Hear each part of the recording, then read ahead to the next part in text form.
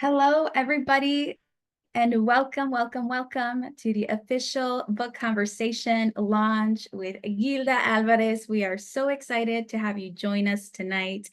We are in a treat for a wonderful conversation with Gilda, an incredible founder of Latina in Data. We're looking forward to having a conversation with her, talking all about the book, the journey, and everything in between. Muchas bienvenidas a todos los que nos están sintonizando, nos están mirando esta noche. Estamos aquí con Gilda Alvarez, estamos emocionados de platicar con ella un poquito sobre su libro Latina in Data, para que ella nos cuente más de sus historias, por qué creó esta fundación, este libro y todo lo que ella nos contará de su vida y en esta industria. Muchísimas gracias por estar aquí. Estamos muy emocionados de hablar con Gilda y tener una conversación muy bonita y muy informativa de todo lo que ella nos va a contar. Con eso, me encantaría presentar a Gilda oficialmente. I would love to introduce Gilda officially, so you can learn a little bit more about this incredible firecracker and trailblazer of a woman that Gilda really is in the field of data. Con eso voy a leer un poquito de su historia de Gilda, de su biografía, para que conozcan un poquito más de esta mujer antes de conocerla y platicar mucho sobre este nuevo libro y todo su trabajo en la industria de data. Con eso, let's start. About Gilda. Gilda Alvarez, the CEO and founder of Waveform Data Solutions, has embarked on a profound odyssey of empowerment and metamorphosis within the intricate realm of data science. Her extensive experience spanning over 2 decades includes a mastery of highly sought-after skills such as Azure Data Solutions, data migrations and optimization, and Microsoft SQL Server support. Gilda's meteoric rise was built upon an arsenal of knowledge and determination, but her journey was not without challenges. Venturing into the corporate world and working for several prestigious Fortune 500 companies, she navigated a landscape where women, especially Latinas and underrepresented minorities, were a rare sight. This homologous view ignited a spark in Gilda, compelling her to ignite change. In 2001, Gilda established Waveform Data Solutions. Although located in Orlando, the company is unrestricted by geography, as it can remotely serve clients from all parts of the world. They excel in a wide spectrum of services encompassing data management, comprehensive database support, architectural design, cutting-edge cloud solutions, seamless cloud migrations, and a distinct specialization in the fine art of database optimization. But Wave Dataform Solutions isn't just about the tech. They also actively strive to bridge the gender and diversity gap in data science.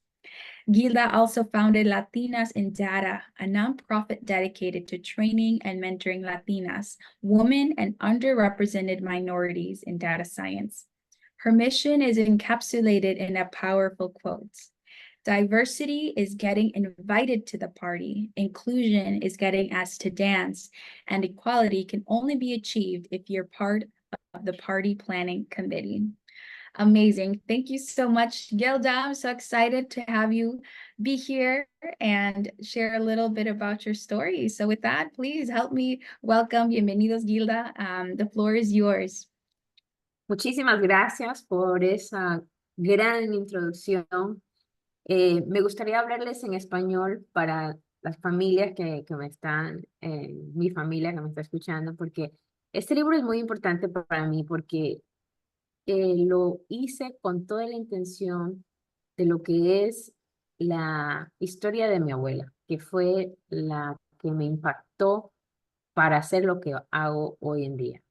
Mi abuela, que fue una mujer que salió del campo, se dio cuenta que el mundo estaba cambiando y que sus hijos no iban a ser agricultores, que sus hijos tenían que ser profesionales. Cuando ella tiene 9 años, su padre muere y ella le dan la opción de educarse, irse a un internado o quedarse y ser parte de la agricultura y producir por medio de la tierra. Y ella me lo cuenta un día y me dice, ¿qué habría sido de mi vida si me hubiera educado? Pero ponte a pensar, eso era en el 1930, donde primeramente las mujeres no se educaban. Y segundo, una niña mestiza, que eso era imposible. Entonces, esa pregunta me quedó y me di cuenta en estos momentos que estábamos viviendo un cambio muy grande, que es la revolución de la data. Y dije, estamos viviendo lo mismo que se vivió hace mucho tiempo, hace 100 años, donde tenemos que empezar a pensar en el futuro, en dónde queremos que nuestra comunidad latina se enfoque para poder ser productivos y para poder salir, porque esa decisión de educar a sus hijos sacó a 10 hijos de la pobreza. Entonces, para mí fue muy importante este libro porque escribe básicamente la influencia que ha tenido ese movimiento de ella de educación para lo que yo quiero hacer ahora con la comunidad de mujeres latinas. Ahora lo voy a decir en inglés, porque para la audición en inglés. So this book is, to me, it's very influenced by my grandmother and her story. She was a mestizo woman that at the age of 10 was given the option of going to a boarding school or to stay in the land and produce after her father passed away. And she always wondered what would have been her life had she chosen education. But it was impossible at that time because women, first of all, were not getting educated, and a mestizo woman would have never been able to or accepted at any school. So she decided to stay and help get all her kids through school, universities, become professionals, and get out of poverty. This correlates to what's happening today with the evolution of data and AI and how AI is impacting so many lives right now, and how we want to focus the community into these careers so that they can also overcome the struggles that the community suffers day to day. So that's the inspiration of this book, and I am so happy that we can launch it and the help that I'm getting from Fig Factor. Thank you so much, Gilda. I think that, first of all, I commend you so much for sharing that story. And I'm glad we took a moment to share a little bit in Spanish, en español. Felicitaciones en este momento, porque todo viene de nuestras familias, de nuestros ancestros que llegaron a este país, nuevas oportunidades, y nos dieron muchas oportunidades ahora a las próximas generaciones. Entonces es muy bonito honrar ese momento. So thank you for sharing that in Spanish and honoring that moment of your grandma. I can imagine the resilience that she had to have had to get you to this point, your family, and now where you are today. So thank you so much for sharing that. I want to dive deep into the book now, Gilda. I know that you, as you shared, you never, as we read a little bit about your bio, this world of data science, it's almost this like untapped market or industry, really, of many people, but especially, like you said, Latinas, women, other minorities as well. So I'd love to kind of talk about that, how the reality of what you do, share a little bit more about your own journey coming into this industry, and also what tips and resources you can share to those watching. Because I know if you're watching as well, make sure you're asking any questions. We'll have a section for audience Q&A as well. But Gilda, I want to start with that. How was your journey of going into data science? And along with that, how can someone join data science or this industry that you are so part of and have been part of for many years? So believe it or not, the career came to me. I didn't come to the career. I learned how to program. I've always liked computers since I was little. I've always in my computer class, I'm always trying to fight for the keyboard because all the boys didn't want to let me use the keyboard. I knew it was something I was interested in from the beginning, but the career in data doesn't come until later, because that's the moment that we started going from the revolution of computing to the data and AI revolution. So this is what's happening to all of us right now with AI. You're like, whoa, I didn't know AI was gonna find. AI found all of us. So now we all have to adapt to this. So when I started with data back in 1999, I worked for IBM. I volunteered to learn everything about data. I had no idea that I was probably the only one. I just knew that it was something very interesting, that I could do things faster because I was using Excel, and then I started using Access, I started using other tools, and then came the relational database, and it was amazing that I was able to do things very productive in an optimized way. So that's what my journey started with IBM back then. I had to learn multiple languages. I had to learn many things, but it was something that I was learning little by little. Now, in 2010, I noticed that, whoa, we are the 1% in the workplace. There weren't many Latinas. I actually went to Puerto Rico, which I fell in love with that place back in 2018. And I started seeing more women interested in the areas of data. And I realized that it was just that they didn't know. So that's when I decided to go back down from the mountain and start pulling them up, because they weren't going to find me. It was never going to find me. If I would have continued to climb, it's a lonely path. So I started coming back and training and mentoring, and all these women that are texting on my LinkedIn or in my Facebook. These are women that I've actually mentored that have done amazing in their career because they reached out and asked for help. So that's the journey of where I am right now with Latinas in data as well. It's a way of mentoring. It's a way of training on new tools and new features, because this is a mountain that it's always gonna change its path. You know, today there's more snow and now you have to climb a little higher. You know, this is a mountain that everybody has to be used to and build strength to climb, because as we get higher, there's less oxygen. You're going to need more leg power. You're going to need to prepare yourself as the higher and higher you get.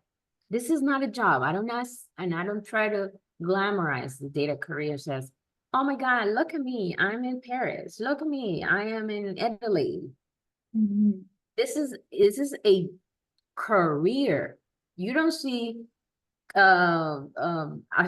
astronomy, you know, you don't see all these careers, people sharing their career path, you know, because they know where they're going, right? Some of them are going to the moon, some of them going, you know, they're going places. But with data and AI, we don't know what we don't know.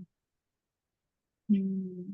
So this is when the Latinas in Data and myself joined forces, because I have a group of Latinas that decided, okay, we got to do something. The world is just not the way we want it. And that's when we started doing workshops and hackathons and global, anything where we can gather people that want to learn, and we can start picking those Latinas so that they can start learning. Yes. Wow, that's incredible. That's wonderful that you saw that need, not only because of your own experiences and what you went through as you were growing in your career and these like realizations that you had, but also how you can pay it forward to the next generation of Latinas or minorities or other people up and coming in this industry. Because I want to make note that I love your subtitle of your book, because it's Latina in Data, Navigating the Tech Terrain, a Survival Guide. So your book, it really is that. It's a survival guide. It tells you so many, not only, of course, with your personal experience, but things that people can take to survive in this tech terrain, in this tech industry that maybe they're not really used to, or, you know, like you said, kind of it has shifted so much from earlier that you talked about computing to now AI to new things. And I can only imagine 10 years from now too, like what it will be like. So really navigating that. And I think your book does a phenomenal job. So it's a great book for anybody in the industry or also are interested in it. Which kind of leads me to my next question is, how important is it for someone to begin early their career in data science as well? And what do you think about kind of the timing of when someone begins a career like this? Oh, yeah. So I have a section in the book, the 46 to 56 page, where it explains a little bit about all the different careers from complexity level, because it gets harder, right? I believe that we can start data literacy, data and AI literacy since when you're 13 to 18.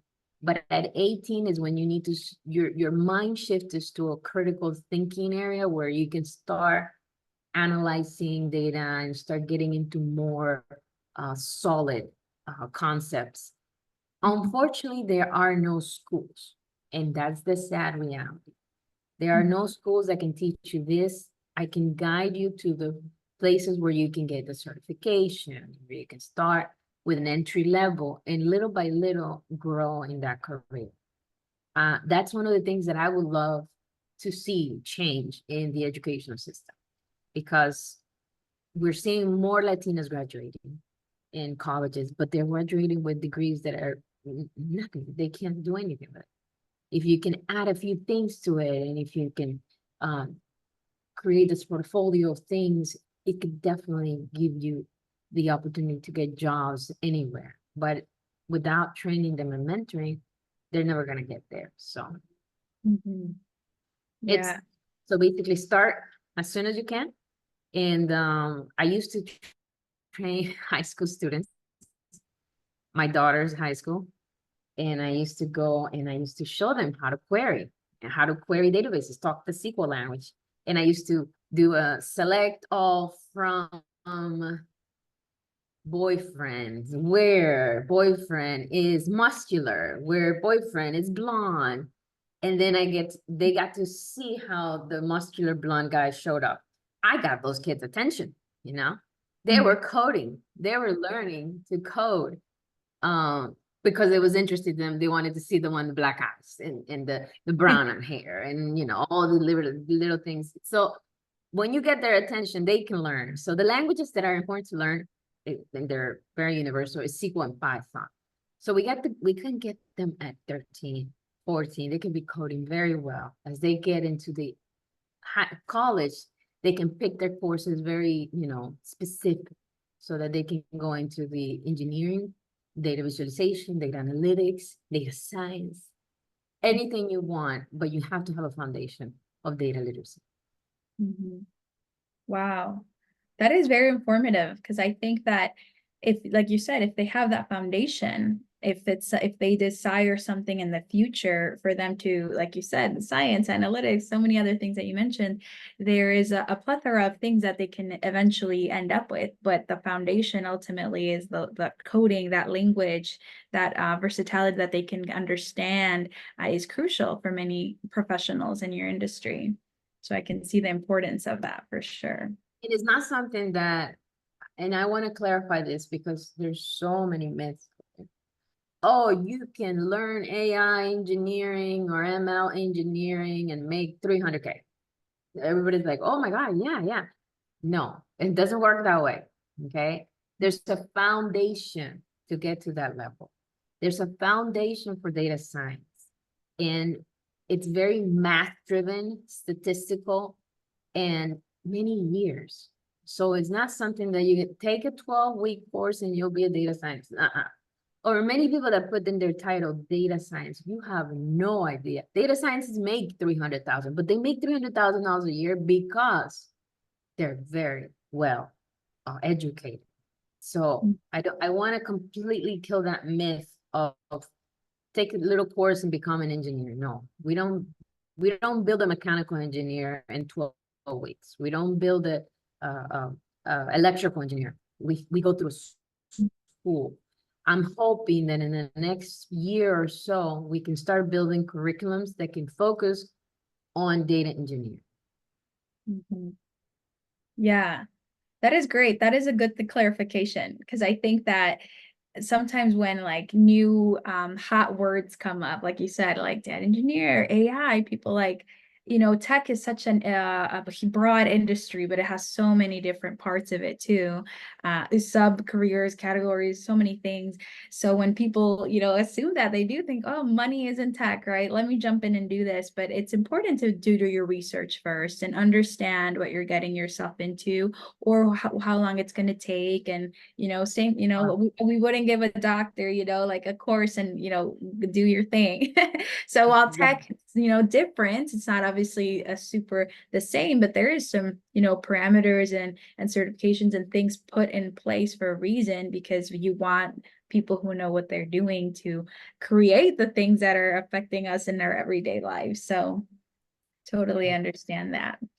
And actually, speaking of that, I kind of want to turn the conversation into, I know in your book too, you talk about, the rise of AI and how the world has really shifted a lot in what seems like the last like 5 years a lot. But I'm sure this has been happening for, many years, but kind of more to the public. People are seeing more things. What is your take on about AI? There's a lot of myths. I think it's cool that you're debunking these myths, but people often talk about AI and how they have this fear. The average person is, AI is going to take our jobs. AI is going to replace the humans. AI is doing all these like kind of negative connotation elements or fears, tactics. But you as a professional and being in the industry of data science and understanding basically the reality of what actually AI is, can you explain a little bit of why, one, that mindset is maybe flawed? Because I think that you obviously have a lot of expertise on that.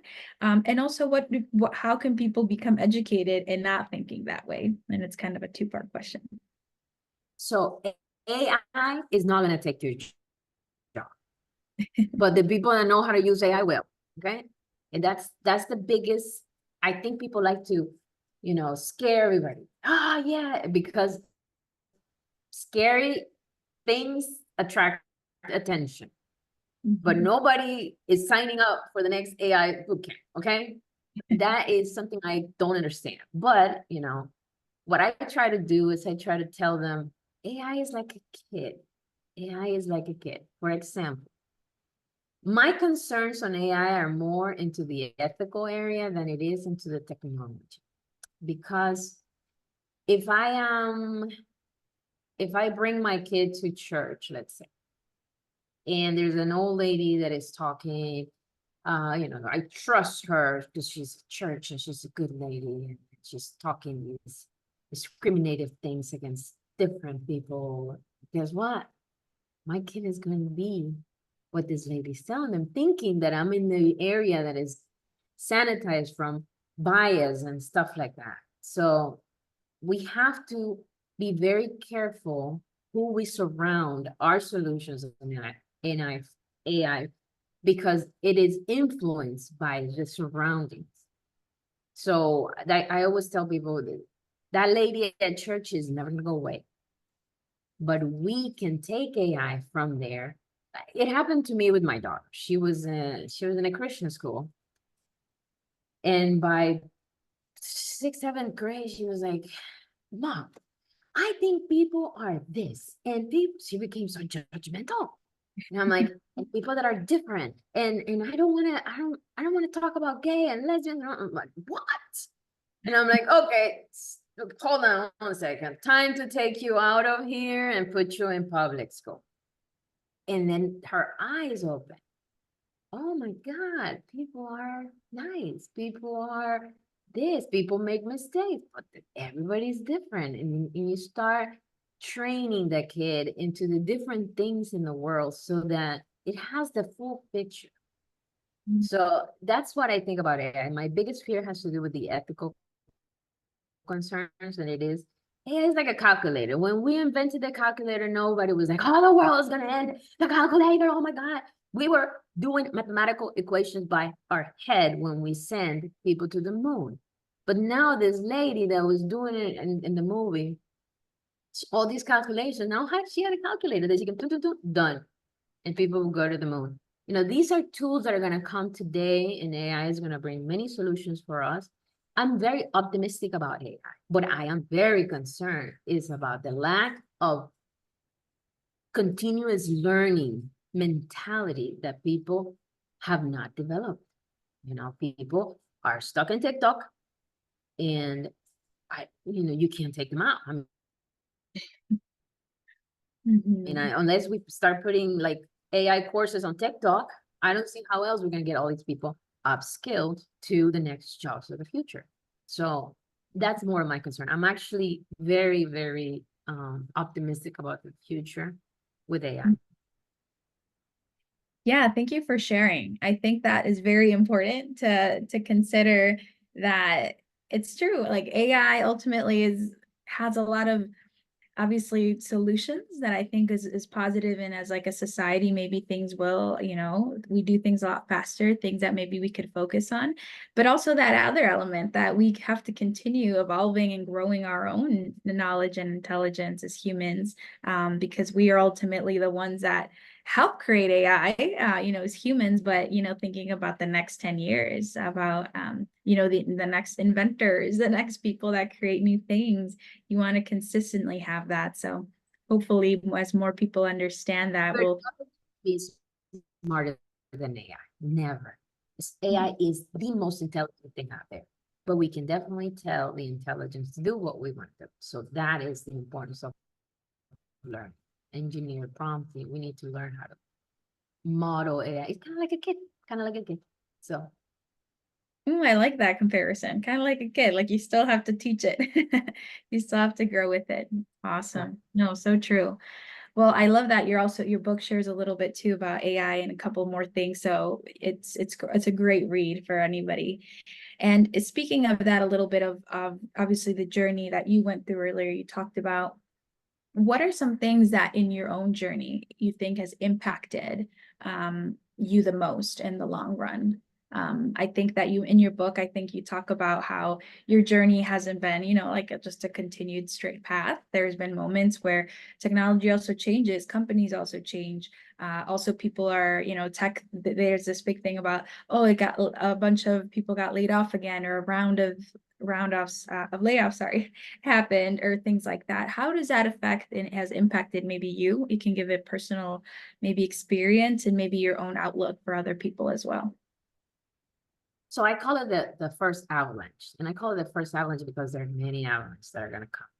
Technology is unpredictable, just like this mountain. You never know what's going to come. And when you climb that one, then there's another one. And you're like, oh my gosh, I'm just halfway through. This is unfortunate. But what I learned is, and what many people need to learn is that your value is not, or your job security is not in any company. Your job security is on the capabilities that you bring to any organization, whatever it is, either technical, soft skills, whatever skills you bring to organization is what makes you valuable.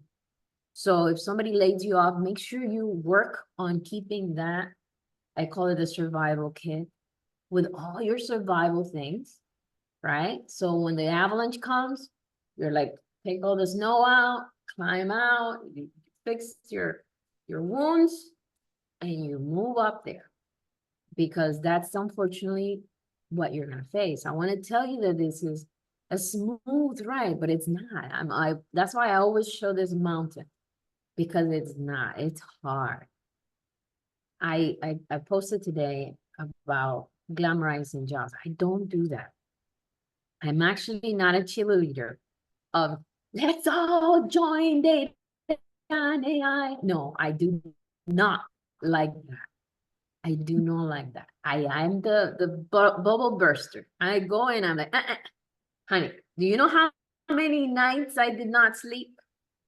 Because guess what?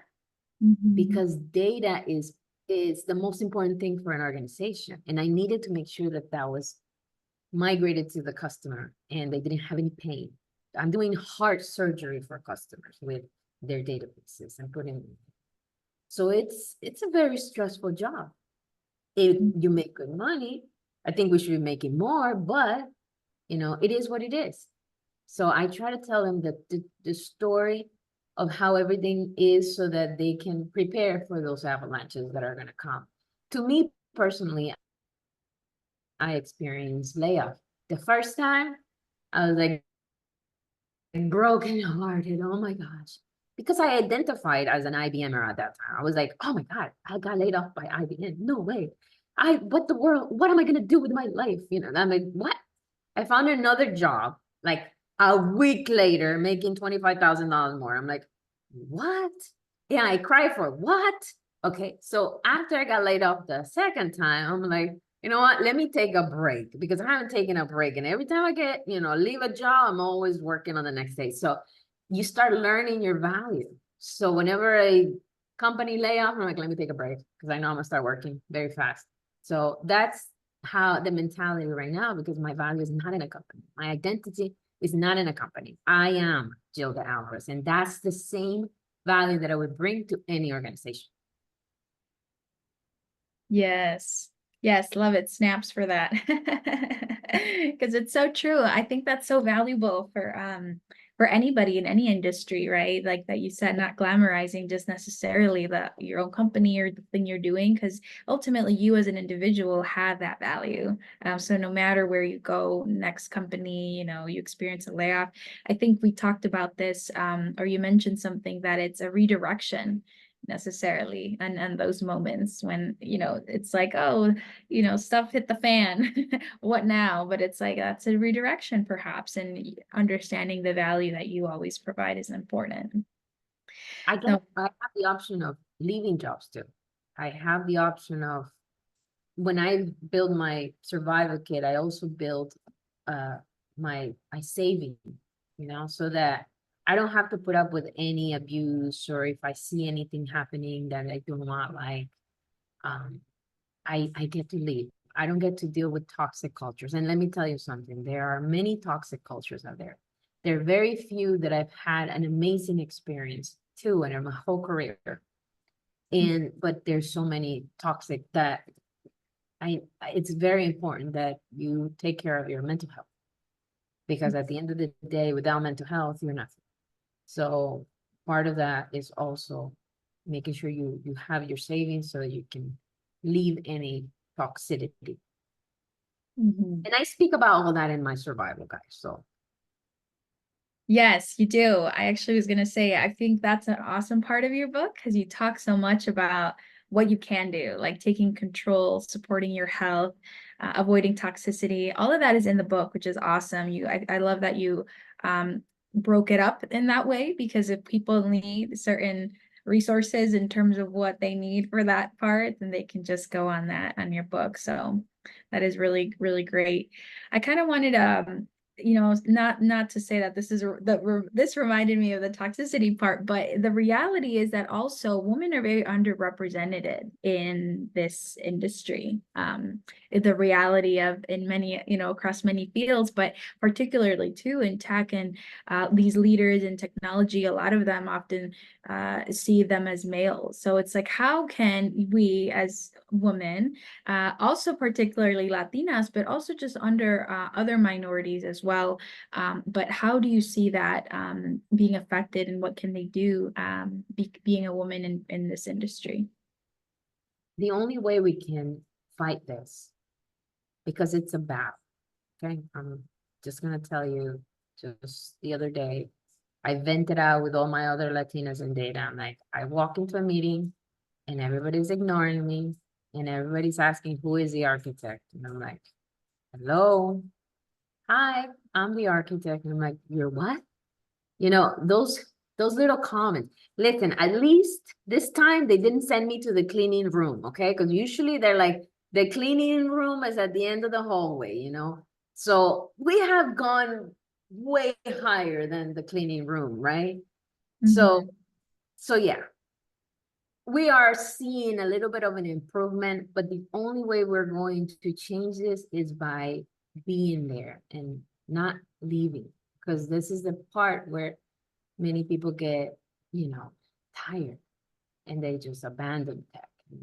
Like, we cannot build this foundation for the next generation if we leave.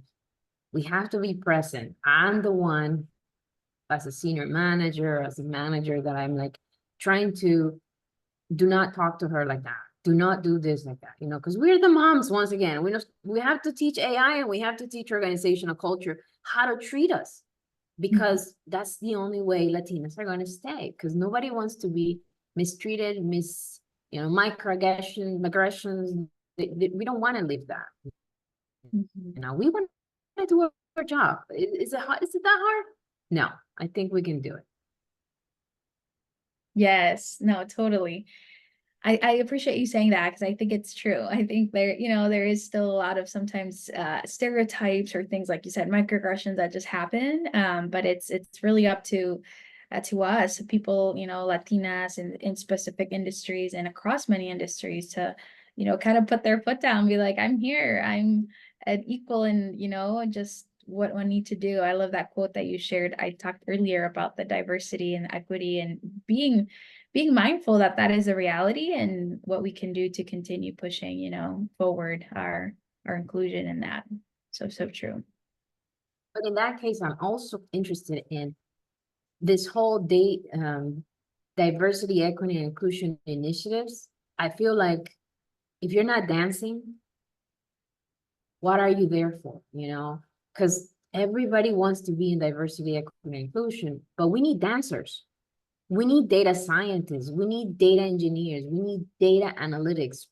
We need you to come and be with us, trying to motivate us to continue on this path. When I see people climbing this mountain and without oxygen, it's not what we want to do. We want you to come, and the only way we're going to be this is with numbers. We need more numbers. When they see more Latinas in this industry, they're now going to start understanding that we can do this. Yeah, so true. Well, I love that you obviously created your foundation, and hopefully this will inspire many more to join you, and also people make it accessible for the next generation. Of this is a career that is definitely thriving, and it has a lot of need and support for many others. So that's a great. I want to ask you too a question. What does the future look like? I want to make sure we open it to so many audience questions, but what do you think the future can look like, maybe in the next 5 years or the next 10 years, when it comes to your industry? I'm very optimistic.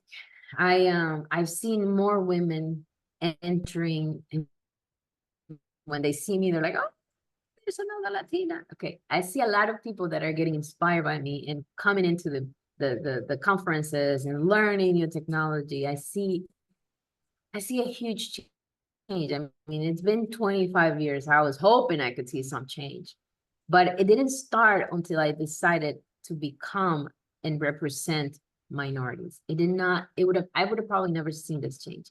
I'm not asking for much. We are 1% of the workforce. This is, unfortunately, it is what it is. But if we can make 2%, I can die peacefully. Okay. So, because that's many lives that are changed. And how can I say, I started working from home when I was 21 years old. I traveled everywhere. I had very good careers. I never had to worry about, financial stability. I've always had a great career choices, all these things that I want other Latinos to have. Why not? Right? So I'm optimistic about the future. I think things are changing. A lot more Latinas are graduating. We just have to get them the right skills and climbing into the mountain. And I want to be very positive about the future, because if I don't, this is how you create the future. You visualize it. And I already see it. And I'm climbing that mountain. And one day I'm going to see all these Latinas right behind me. I'm like, come on, you can do it too. Yes, I love that. I can see you, Gilda, at the top of the mountain, and then you pulling them up with their cords and with their snow boots, climbing that terrain that you talk about. I can see it. That's awesome.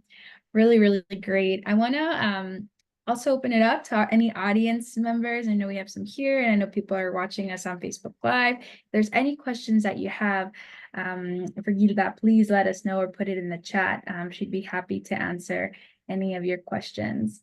But as we, wait to see if there's any, I want to ask you also about the process of the book as well, because I know obviously you have so much expertise and knowledge, and you decided to create this book, write this book for other Latinas as a resource, or just other professionals in data science. What was that journey for you like to write down your actual thoughts, and how you did that? How was that for you?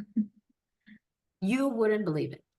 You see, if I tell you, you wouldn't believe it. It was one night. It was one night. I don't know if people that read the Bible, they're like, the people that wrote the Bible, like one day they just couldn't. If they don't write, they would explode. Well, it was all these stories in my head that all of them aligned one night. And I started writing, and I started writing. It took me 10 hours. And then my friend, AI, came to the rescue with all my grammar and all my things, and helped me put it in a book format and do the outline and everything. And then there's the book. So it could have potentially taken me 8 months to write all of this. But because I had those stories already in all my posts that I do for LinkedIn, I had all the things that I've done for a year since I started Latinas in Data, I was able to put it all in one book and then publish it. So I do ask people to explore the option of putting all the stories and things that you have into a book, because somebody is going to relate, and somebody is going to understand the struggles you lived, and is going to want to be inspired to do better things because you wrote those things out one night. Yes, so true, so true. I think that obviously, working in publishing and working with authors, we see firsthand how impactful your story can be for somebody else. So the fact that you took that action, and I love that you, as a loyal user and a communicator of AI with your tech, you used your skills, for your own book. And so if, I love that for you.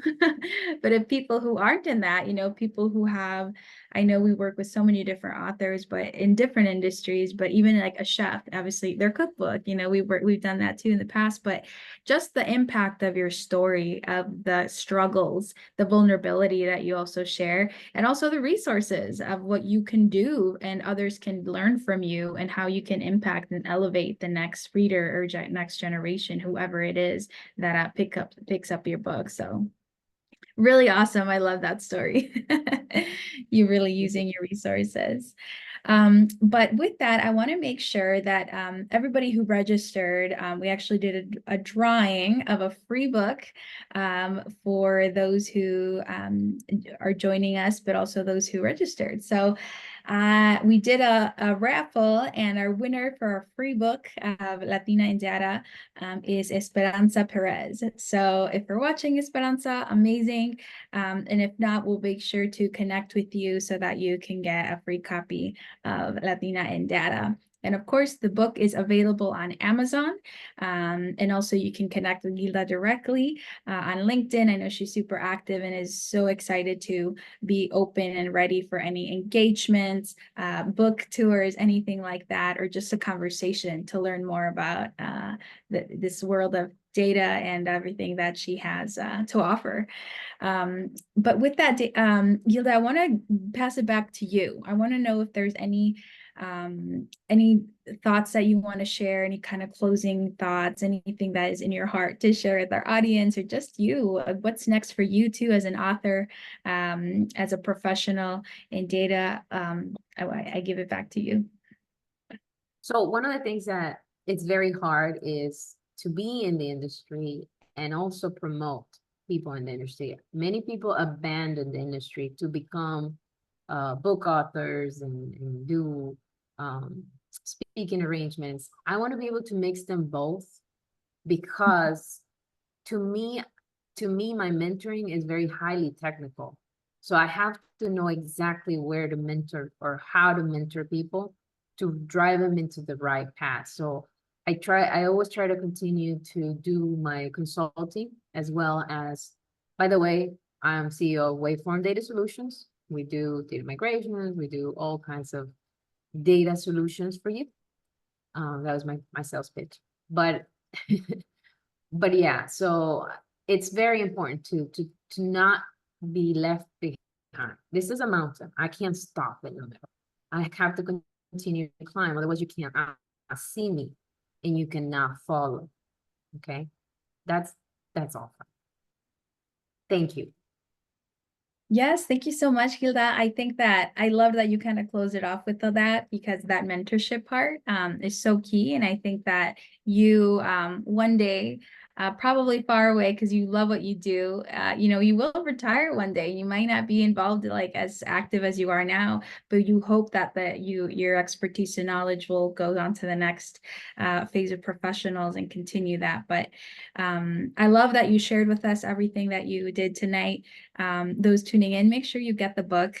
Gilda has incredible expertise, and I know that you are so passionate about what you do just in the way you share, Gilda. So I hope that many can read your book and connect with you to learn more about this world of data and the amazingness that technology has given us and what more it will give us as well in the coming up future. Thank you so much, Gabby. Thank you for everything.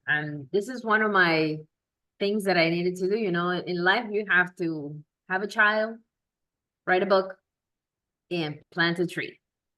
I have to plant a tree now. So that's my last thing to do. I love that. Well, let me know when you do. That's going to be awesome. It'll be a good time for you. But thank you so much, those on Facebook tuning in, here on Zoom as well. We appreciate you, and thank you so much. We'll see you Have a next great day, everybody. Thanks. Bye. time.